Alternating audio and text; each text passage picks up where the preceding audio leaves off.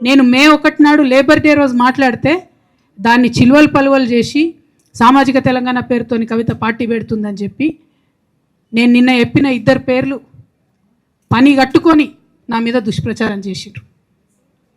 నేనేమైనా తప్పు మాట్లాడినా? బీఆర్ఎస్ పార్టీ వ్యతిరేకమా సామాజిక తెలంగాణ నినాదానికి? బీఆర్ఎస్ పార్టీకి సామాజిక తెలంగాణ అవసరం లేదా? భౌగోళిక తెలంగాణ వస్తే సరిపోతుందా? బంగారు తెలంగాణ కావాలని కేసీఆర్ గారు ఇచ్చిన నినాదమే కదా. బంగారు తెలంగాణ అంటే ఏంది? హరీష్ రావు ఇంట్లో బంగారం ఉంటే, సంతోష్ రావు ఇంట్లో బంగారం ఉంటే బంగారు తెలంగాణ అవుతుందా? కాదు కదా. ప్రతి ఒక్క సమాజం బాగుంటేనే బంగారు తెలంగాణ అవుతుంది. నేను అదే కదా మాట్లాడినా. దానికి ఇష్టం వచ్చినట్టు నా మీద స్టోరీ లేపిస్తే నేను భవన్లో పోయి కూర్చొని బాజాప్తా, ఎక్కడో కాదు, బయట ప్రెస్ మీట్ పెట్టలేదు, ఏ ప్రెస్ క్లబ్లో పెట్టలేదు, డైరెక్ట్గా తెలంగాణ భవన్ నా ఆఫీస్ అండి, నా పార్టీ భవన్లో పోయి కూర్చొని నేనేం చెప్పిన? నా మీద కుట్రలు జరుగుతున్నది, నా మీద విషప్రచారం జరుగుతున్నది అని చెప్పిన. నేను రామన్నను బుజ్జగించి గడ్డం పట్టుకొని అడుగుతా ఉన్నా, అన్న నీ చెల్లెని,